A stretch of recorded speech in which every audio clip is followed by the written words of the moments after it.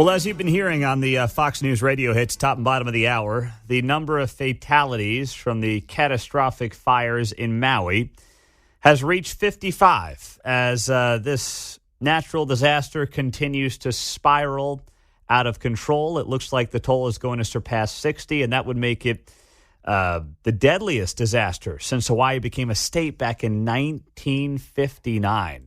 Let's go to the Fox weather folks. Michael Estime joins us here on KCMO in Kansas City. Michael, good morning. Thanks for being here on KCMO. Appreciate the time. As you've been following this story here over the last several days, what about it has continued to surprise you or catch you off guard with this? Yeah, John, good morning to you, and thank you so much for having me. I really appreciate it. You know, as you just mentioned off the top, with 55 deaths, unfortunately, in Maui so far, what's surprising is that right now, at least, it's the second deadliest wildfire in U.S. history in the past 100 years. And unfortunately, that death toll expected to climb. And so I think for me, that's what catches me off guard when looking at this. Typically in Hawaii, they do see wildfires. About 20,000 acres of land does burn each and every year. But to see what we're seeing here is just unprecedented, especially toward Lahaina. Now, remind me, Michael, on this. This is a time of year when Hawaii, everyone thinks about, the tropical Hawaii and the rain and the sun and everything else. But this is a fairly dry time of year for Hawaii, right? Which I imagine makes this so much worse. And, John, that is exactly it. In parts of Maui on the Hawaiian island chain, they're actually right now, as we speak, in a severe drought.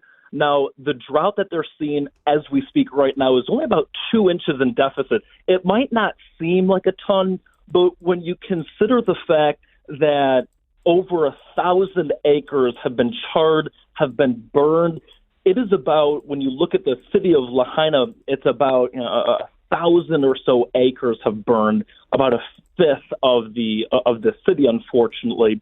And it looks like, at least looking into the future, today, tomorrow, through the end of the weekend, next week, there is zero opportunity for rain on the western side of Maui. Eastern side of Maui does receive and pick up a little bit more rain just because of the easterly trade winds, but where they are, they're in a pocket where it's a little more dry, and that dryness is expected to persist. Now, this may be more of a newsy than a weather question, Michael, but I'm curious, how prepared does Hawaii seem to fight fires of this size, or is this something that they're not used to, so they're kind of behind the eight ball and trying to battle these things? Because I saw something that said none of the fires are 100% contained. That's exactly it. I read the same article that you're looking at there, too, where the fires, as we speak, are unfortunately not 100% contained, so they are going to still rage out of control until two things happen. Either we see rain or we're able to get those fires under control with the dissipation in the winds, or hopefully we'll see, again, more rain that would help to suppress some of those fires. And unfortunately, that does not seem like it's going to be the case as of this point. Michael Estime is joining us. Fox Weather does great work there. Fox has done very well with its weather operation. So, Michael, as you look now into the days ahead, you've mentioned some of the things that you're keeping an eye on. Is there anything else to, further prevent anything like this from happening? People want to go down different rabbit holes, but realistically speaking, what can be done on this issue going forward as people say, hey, this is tragic. It's the worst they've had in 60 some odd years since they became a state. What can be done about this going forward? And I think there's going to be a lot of questions that folks start to pose after this event. As you mentioned, one of the most catastrophic events that they've seen natural disaster-wise in Hawaii in recent memory. And so, I think that, you look at perhaps how close the vegetation is to cities. When you look at the map of where Lahaina is on Maui, if you look at satellite imagery, it was bordering a lot of brush, and a lot of that brush was tinder dry, right?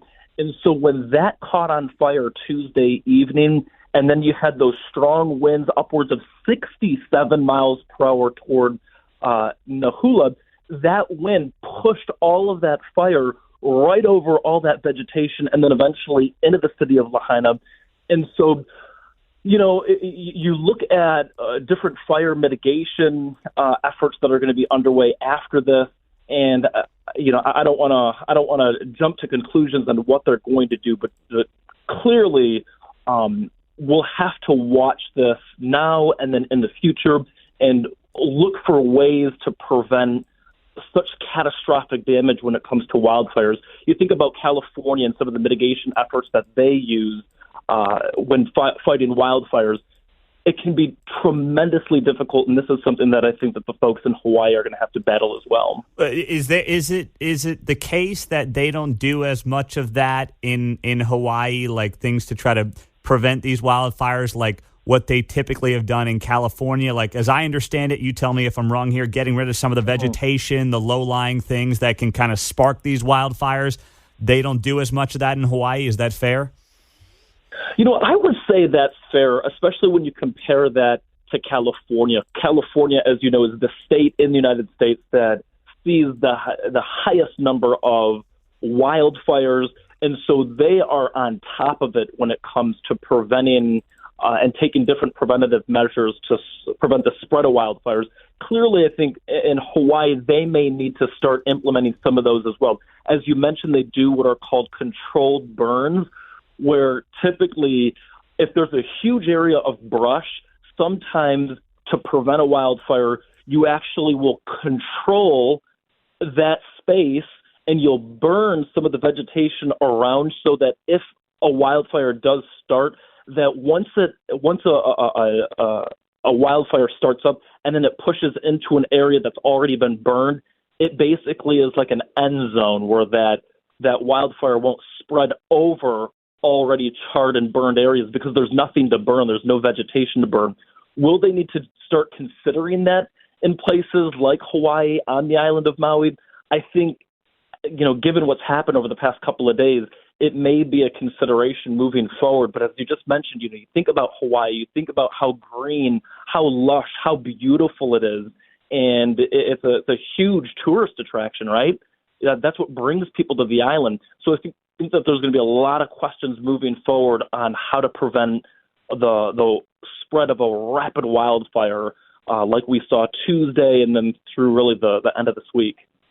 Unbelievable. Obviously, a tragedy that we're following, and we appreciate Michael Estime, Fox Weather, joining us on KCMO in Kansas City. Thanks so much for being here, Michael. Have a great day. Absolutely. Thanks, John. Have a great weekend. You as well. Michael Estime on KCMO Talk Radio.